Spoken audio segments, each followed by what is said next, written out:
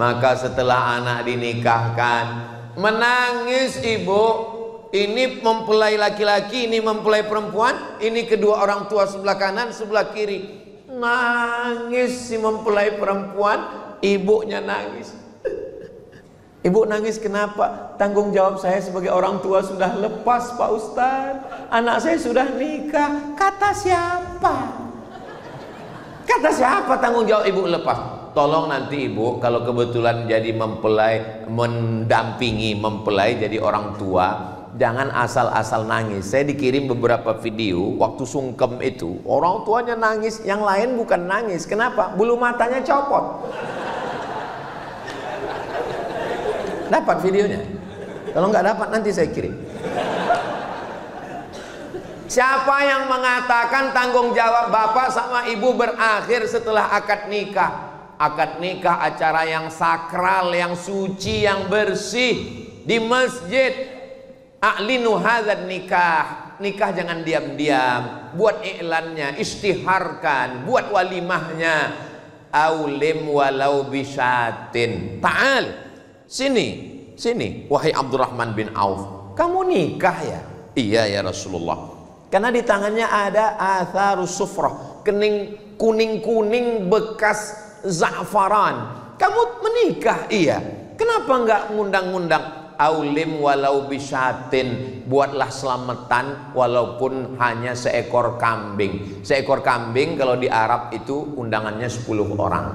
Kalau seekor kambing. Kalau di kampung saya 1 RW. Apa maksudnya? Walaupun ngundang 10 orang, buat acara, baca doa, syukur-syukur ada hadrah, wadribu alaihi bidufuf, pukulkan kendang. Barakallah lakuma wa baraka alaikuma wa jama'a bainakuma fi khair. Setelah itu menikah bulan Januari, lalu kemudian nanti bulan Desember atau Oktober, Ustadz Somad datang ya acara akikah. Yang nikah Januari kemarin, alhamdulillah. Tapi sekarang jarang-jarang begitu. Nikah Januari, Mei diundang akikah. Loh, perasaan kemarin walimahnya Januari. Iya Pak Ustadz. Mei kok sudah akikah?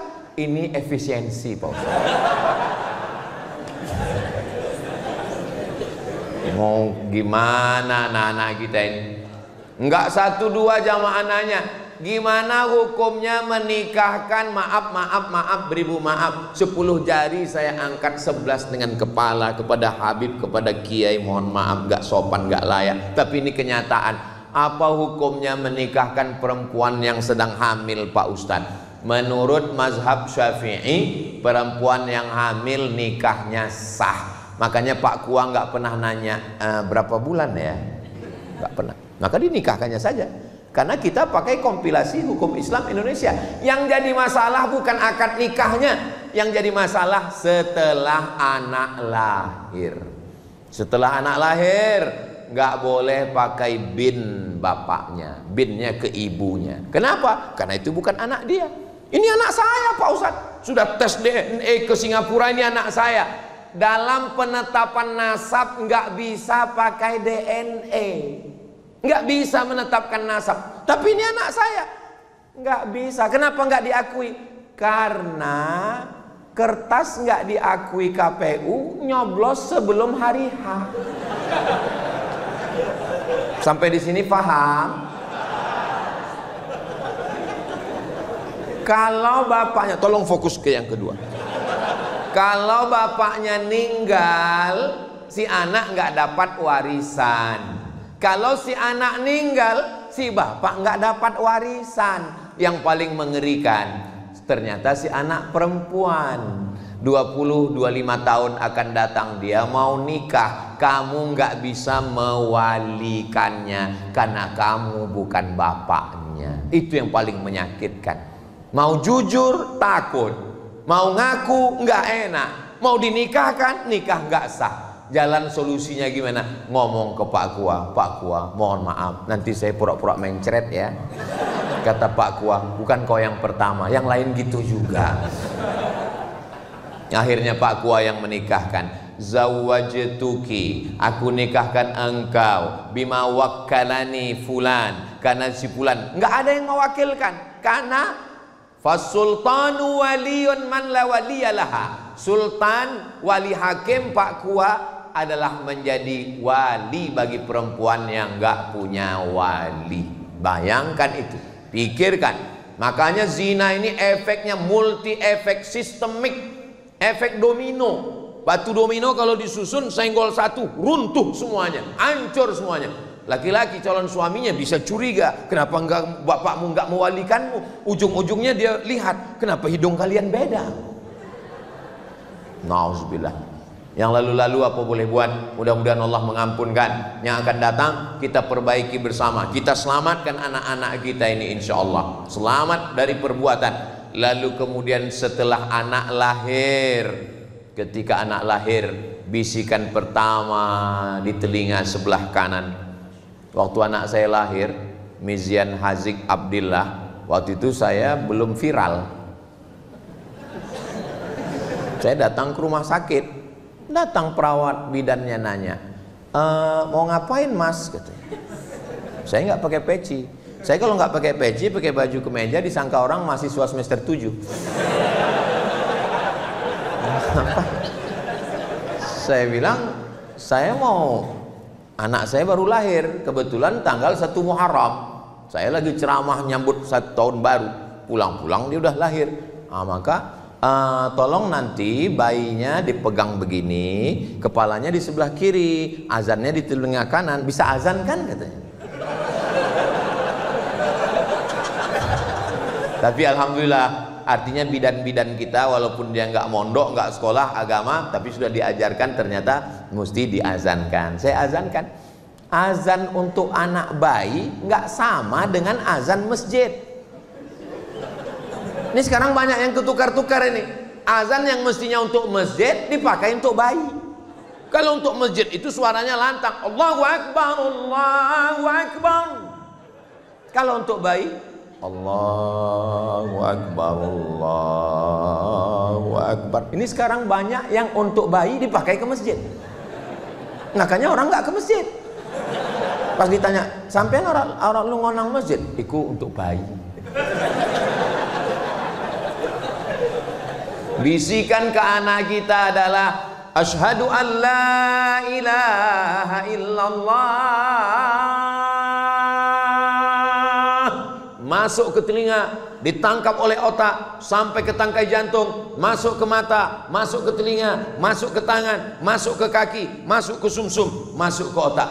Kalimatu haqqin 'alaiha nahya wa 'alaiha namutu wa biha nub'atsu.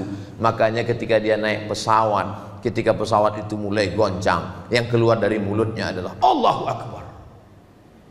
Ketika black box, kotak hitam, pesawat meledak, kotak hitam ditemukan, diputar lagi. Apa teriakan mereka ketika dalam pesawat? Satu kalimat serentak, Allahu Akbar. Mudah-mudahan kita pun ketika mati itulah kalimat terakhir, insyaallah. Jangan sampai waktu kita mau sakaratul maut, pas didekatkan telinga teman tanya, bukan la ilaha illallah yang keluar, udah ngopi belum? Saudaraku yang dimuliakan Allah Subhanahu wa taala, nampaknya simpel sederhana, tapi itu ajaran Islam. Setelah anak lahir diambil kurma, lalu dikunyah airnya, dimasukkan ke mulut bayi, namanya tahnik. Ingat baik-baik, pakai hak, tahnik. Ini banyak nih yang belum ngaji, baru-baru hijrah. Ustaz Somad tolong anak saya di teknik. Tahnik. Emang teknik sipil? Tahnik. Datang Asma membawa anaknya Abdullah ibnu Zubair ibnu Al-Awwam, anak pertama yang lahir setelah hijrah di Madinah. Nabi mengunyahkan kurma. Dan anak-anak kita biasanya kalau ditanya, kenapa dikasih kurma? Kenapa dikasih cairan kurma? Jangan nanya-nanya, itu sunnah Nabi. Jangan nanya Bani Israel. Banyak tanya Yahudi. Diteliti oleh Ain Shams University Kairo. Ternyata tempat yang paling nyaman, adem, ayem, tentrem adalah rahim. Bayi ketika berada di dalam rahim, walaupun di Afrika Utara itu cuacanya cuma 2, panas dan panas sekali. tapi bayi tetap tenang. Walaupun ibunya mengandung di kutub selatan, nggak ada bayi yang keluar jadi es batu. Tapi begitu dia keluar ke dunia, maka dia menggigil kedinginan. Untuk menghangatkan badannya, apa mau dikasih bandrek? Maka dikasih cairan kurma. Itulah mukjizat Nabi Muhammad sallallahu alaihi wasallam. Siapa yang akan menjelaskan itu? Anak-anak muda kita dari Fakultas Kedokteran, insyaallah. Amin ya rabbal alamin. Lalu setelah itu, kullu mauludin murtahanun bi aqiqatihi. Anak yang lahir ini tergadai. Kalau STNK BPKB kita tergadai, ada uang, kita tebus. Surat tanah kita tergadai, kita tebus. Anak kita yang tergadai ini kita tebus dengan 3. Pertama, tuzbahu anhu yauma sabi'ihi, sembelihkan kambing hari ke-7. Nggak bisa hari ke-7, uang belum ada, mertua belum. Hari ke-14. Hari ke-14 belum sanggup Pak Ustadz, gaji 13 belum cair. Hari ke-21. 7, 14, 21. 21 pun belum ada duit Pak Ustadz. Ya udah nggak usah lihat kalender lagi, sebulan, 2 bulan, setahun, 2 tahun. Menurut mazhab Syafi'i, kata Imam Nawawi dalam kitab Majmu' Syarah Muhadzab, boleh mengakikahkan diri setelah dewasa. Jadi Bapak Ibu yang belum akikah, nanti tolong pulang dari sini cari kambing. Tapi jangan undang saya, karena saya dari sini langsung ke airport pulang. Undang semua Bapak TNI, Polri, sama Habib, sama Kiai, adakan acara makan. Cukup makan kambing aja, nggak perlu cukur rambut, nggak perlu diayun pakai tola'al badru alaina. Nah, cara menebusnya 3. Yang pertama, tuzbahu anhu yauma sabi'ihi, sembelihkan kambing hari ke-7. Yang kedua, yuhlaku, cukur rambutnya ditimbang seberat perak. Katanya seberat emas Pak Ustadz, dalam hadis perak. Tapi yang buat emas afdol, baik, nggak salah. Kalau kebetulan anaknya lahir rambutnya tipis. Kalau gondrong, lahir kayak brokoli, ditimbang rambutnya 1 on. 1 on 100 gram, emas lagi mahal. 1 gram 2 juta, 100 gram 200 juta. Ya kalau kaya ya nggak apa-apa. Mudah-mudahan adik-adik nanti bisa pakai emas semua, amin. Dari bunyi aminnya seperti nggak yakin. Wa yusamma, kasih nama yang bagus-bagus, nama yang ada dalam Al-Quran. Di antaranya surat Luqman, Ustadz Luqmanul Hakim. Nama yang baik-baik ini bagus semua. Supaya apa? Supaya ini jangan sampai ditanya, siapa nama kamu? Nama saya Lapendos. Apa itu? Lelaki penuh dosa. Mohon maaf kalau kebetulan namanya sama. Saya takut disomasi, ditangkap. Harap maju ke depan, kita bacakan absen satu-satu. Camry. Hah? Merek mobil sedan. Kenapa namamu dikasih begini? Kebetulan saya lahir 17 Agustus Pak Ustadz. Loh kok Camry? Apa hubungannya? Kemerdekaan Republik Indonesia. Mantap. Ya buatlah di awalnya Muhammad Camry, Ahmad Camry, biar orang tahu. Mana tahu terjadi sesuatu, tahu. Jangan sampai jamaah bingung, ini mau kita kirim kemana ini? Ke Jepang. Nah, banyak orang ini berkata, what is in a name? Apalah arti sebuah nama? Dalam Islam nama itu adalah doa. Nama adalah keberuntungan. Nama-nama yang tidak baik diganti Allah dengan nama yang baik-baik. Saya dikasih nama Abdus Somad. Awalnya dulu nama saya dikasih kakek saya. Itulah orang dulu. Saya tanya, yang ngasih nama saya siapa, Mak? Yang ngasih nama kamu kakekmu. Ibu saya merasa nggak ngerti, nggak tahu apa-apa. Dia nanya. Orang sekarang nggak mau nanya, buat sendiri. Pakai ilmu apa? Cocokologi. Nama suami, nama istri gabungkan. Nama suami Sulaiman, nama istri Toibah, nama anak Letoy. Mohon maaf Pak Sulaiman. Apa ini? Kita punya kiai, kita punya habib, tanya kira-kira nama yang baik untuk anak saya siapa. Nama saya dulu pertama kali dikasih mbah saya, kakek saya dikasih nama Solah. Bagus, Solah pakai H. Solah artinya baik. Tapi di kampung saya orang Melayu, Solah itu nama ikan. Kata ibu saya, masa dipanggil ikan gitu. Nama yang lain lah, Pak. Akhirnya dikasih nama. Waktu itu qori yang terkenal di Mesir, Syekh Abdul Somad, Abdul Basit Abdul Somad. Maka dikasih Abdul Somad. Maka waktu saya kuliah di Mesir, setiap ditanya orang, Ismake, what is your name? Abdul Somad. Masya Allah Syekh, kata dia. Saya yang khawatir, takut disuruh ngaji. Nama ini penting. Lalu kemudian setelah itu apa lagi? Diajarkan membaca. Ayyu'allimahul kitaba idza aqala. Diberikan dia pendidikan yang baik. Man ala salasa banatin, siapa yang membesarkan mendidik 3 anak perempuan, fa'addabahunna, diberikan pendidikan yang baik, wa zawwajahunna, dinikahkan dengan orang baik-baik, wa ahsana ilaihinna, buat baik sampai mati meninggal dunia, falahul jannah, maka surgalah baginya. Mudah-mudahan kita mendapatkan kunci surga dengan membesarkan anak-anak kita ini, insyaallah. Yang kaya raya hartanya tinggal, pejabat jabatan tidak lama, paling lama 2 periode, itu pun kalau tidak ditangkap KPK. Tapi kalau punya anak yang soleh, bangun dia di tengah malam dan berdoa, Rabbil firli wali walidayya warhamhuma kama rabbayani shaghira. Sekarang di pintu-pintu masjid, di pintu-pintu mall ditulis ada namanya QRIS. QRIS. QRIS. Cara bacanya gimana sebetulnya? Kris. Q-nya quick. Quick artinya cepat. R-nya response. Kris. Quick response code. Kode yang cepat merespon.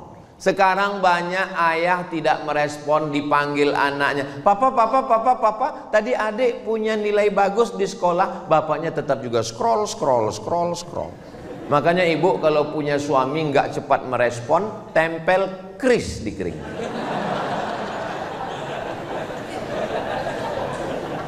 Bapak dari pagi berangkat jam 7 sudah masuk kantor, dagang, bisnis, ke mall, kerja, pulang jam 5 sore. Habis itu azan maghrib, sholat maghrib di masjid, langgar surau musola sampai isya, pulang ke rumah sudah jam 8. Punya waktu dengan anak tinggal 3 jam, 9, 10, cuman 2 jam, 9, 10. Tolong handphonenya matikan. Quality time. Saya datang setiap provinsi, saya datang setahun cuman sekali, Jumat, Sabtu, Ahad, Senin. Ini tausiah saya yang terakhir, maksudnya untuk jadwal Jawa Timur. Habis ini saya langsung ke airport. Tapi setelah ini saya akan pulang ke rumah, saya akan menjadi seorang ayah, saya berlaku sebagai seorang suami, sholat subuh saya mengimami santri, habis itu bacakan kitab Jalalain, habis itu nanya santri satu-satu, saya akan bawa anak saya jalan-jalan, saya bawa mereka pergi, saya nyetir sendiri, saya pergi ke pasar belanja ikan sama istri saya. Gimana caranya Ustadz belanja ikan, apa orang nggak tahu? Saya pakai masker, saya pakai kacamata hitam. Ustadz Somad ya? Mirip, saya bilang. Tolong. Ibu kerja di kantor, masuk pagi jam 7 berangkat dari rumah, jam 7.30 sudah apel, sampai makan siang dengan orang lain, masuk kantor lembur sampai sore, pulang ke rumah. Bersama suami orang 10 jam, dengan suami sendiri 2 jam. Apa kata orang Inggris? Witing trisno jalaran suko kulino. Cinta tumbuh karena sering bersama, jalan sama, satu kantor sama, tukar-tukaran nomor, berawal dari curhat, lama-lama nggak layak saya mengucapkannya. Kamu kenapa jalan sama dia? Kamu kenapa akrab dengan dia? Kamu kenapa tukar-tukaran nomor, tukar-tukaran video sama dia? Dia sudah macam abang saya, dia sudah macam kakak saya, dia sudah macam saudara saya. Berawal dari macam, berakhir dengan macam-macam. Waspadalah. Kenapa perempuan perlu perhatian? Karena dia makhluk yang memang minta. Perempuan itu dia mengingat kata-kata yang keluar dari mulut suaminya. Makanya Nabi memanggil ya Aish. Kenapa dia panggil ya Aish? Karena Aisyah suka sekali dengan panggilan itu. Ya Humaira. Perempuan mengingat suara itu terngiang di telinganya. Ya Humaira, wahai engkau yang kulitnya putih, kalau kena cahaya matahari kemerahan. Ustaz, ya, saya boleh memanggil istri saya ya Humaira? Boleh. Pulang dari sini panggil ya Humaira. Tapi dia nggak putih, ya nggak apa-apa. Idkhalus surur, menyenangkan hatinya, membahagiakan dia. Kalau kamu nggak bisa bahagiakan dia dengan rumah yang besar, nggak bisa bahagiakan dia dengan perhiasan emas, bahagiakan dia dengan kata-kata. Buah hatiku, belayan jiwaku, siang dan malam terbayang-bayang, makan tak kenyang, tidur tak lelap. Saya kalau ngomong gitu ke istri saya, buah hatiku, langsung dilanjutkan, hafal dia. Jangan laki-laki ini kadang terlalu jujur, pulang ke rumah manggil, ya Hajar Aswad.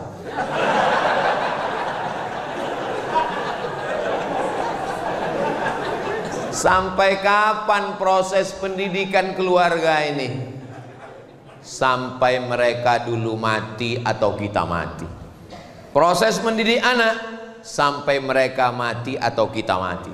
Kalau kita yang mati duluan, mereka yang akan membisikkan ke telinga kita la ilaha. Mudah-mudahan anak-anak kita yang membisikkan la ilaha illallah. Jangan sampai kita merasakan sunyi di tengah keramaian. Kota metropolitan, penduduknya 5 juta, ramai hiruk pikuk, suara klakson non-stop. Tapi kita berada di ruang yang sepi di tengah keramaian. Ruang sepi itu bernama ICU. Memang tulisannya ICU, saya nggak bohong. Kenapa disebut ICU? Karena ICU, you don't see me. Aku ison delok sampean, sampean ora ison delok aku. Di ruang sepi sunyi itu, anak pertama luar kota, anak kedua keluar negeri, anak ketiga meeting, anak keempat surfing, anak kelima mancing. Siapa yang membisikkan ke telinga la ilaha illallah? Mana uang yang dicari pergi pagi pulang petang peras keringat banting tulang? Mana yang lembur kerja nggak pulang-pulang sampai berbulan-bulan nggak pulang, kepala rumah tangga bernama Bang Toib? Akhirnya kita hanya mau husnul khotimah. Mudah-mudahan anak kita nanti semua yang membimbing kita, yang membacakan surat Yasin, yang mendoakan kita, yang membacakan tahlil afdhalul dzikri fa'lam annahu la ilaha illallah. Mereka mengantar jenazah kita, mereka yang memandikan. Makanya masjid-masjid tolong buat acara penyelenggaraan jenazah, tapi yang latihan itu yang anak-anak muda. Ini sekarang banyak di beberapa tempat yang latihan malah jamaah yang udah tua. Jangan, karena kalian yang mau dilaksanakan. Anak-anak muda ini, itu Pak Ustadz, penyelenggaraan jenazah itu berat Pak Ustadz, modalnya besar. Apa modalnya? Orang cuman keran air kok. Iya tapi Pak Ustadz itu kan mesti ada bonekanya. Nggak usah pakai boneka, pilih salah satu yang malas sholat. Izin sama bapaknya, Pak, izin ya anak bapak nanti untuk praktek. Memang saya sudah lama nasihati dia nggak cocok. Siram. Cara menyiramkan air ke jenazah. Nah, jenazah orang oleh guyu, orang nyuncung guyu. Nah, hanya sampai pengkafanan, jangan dikuburkan. Khawatirnya kita bercanda malaikat serius. Saya yang memasukkan jenazah almarhumah ibu saya ke liang lahat, saya yang membuka talinya, saya yang membuka wajahnya, saya yang memiringkannya ke arah kiblat, saya yang menempelkan hidungnya ke tepi. Dulu engkau mandikan aku, engkau letakkan aku di anduk yang lembut. Sekarang aku meletakkanmu di atas liang lahat tanah. Dulu kalau aku menangis, kau letakkan tanah liat, kau letakkan bantal yang lembut di atas kasur yang wangi. Hari ini apa yang kubalaskan? Ku letakkan di tengkukmu tanah liat yang keras, yang bau. Tapi saya puas. Kenapa? Karena saya sempat datang. Jadwal waktu itu di Pulau Madura, tanggal 18 Maret 2019. Saya bilang, kalau pesawat ini cepat saya sampai, tunggu saya. Tapi kalau tidak, apa boleh buat? Alhamdulillah saya sempat sampai. Saya mengimami sholat jenazah. Saya mengantarkan, saya dengan adik saya, dengan sahabat saya, kami turun bertiga. Kami yang meletakkannya ke bawah. Setelah itu saya naik ke atas, saya membacakan talqin, saya mendoakan. Sampai hari ini sejak beliau wafat, tidak pernah putus pembagian sembako 300 paket. Karena itu yang kami mampu. Dan sekarang membangun masjid, insya Allah tak lama lagi peresmian Masjid Hajjah Rohana. Mudah-mudahan, saya cerita ini tidak ingin macam-macam. Saya cuma ingin supaya adik-adik saya, sahabat-sahabat saya, kalau ibu kalian masih hidup, ayah kalian masih hidup, bahagiakanlah mereka. Saya dulu nggak pernah punya cita-cita apa-apa. Ketika ditanya, Ustadz nanti mau jadi apa? Enggak. Yang penting aku kuliah, dapat ijazah, mau jadi dosen, dapat gaji, membahagiakan orang tua. Hanya itu saja. Bahagiakanlah orang tua. Karena kalau dia udah nggak ada lagi tempat kita bisa bercerita. Dulu kalau saya pulang begini, pulang saya akan cerita, Mak, ini ada sorban dari Jawa Timur. Mak, aku dapat cincin. Mak, aku dapat parfum. Dia akan buka parfum itu, dia cium, oh wangi ya, cincin kau cantik ya, bagus ya. Sekarang nggak ada. Bercerita ke istri, ke anak, ya, tapi rasanya tak sama. Maka kalau ibu kalian masih ada, ayah masih ada, bahagiakanlah, senangkanlah mereka. Siapa yang membahagiakan orang tuanya, menjadikan orang tuanya seperti raja-raja, maka insya Allah, Allah akan buat rezeki dia pun sama seperti rezeki raja-raja. Bukan hadis Nabi, dapat saya di grup WhatsApp.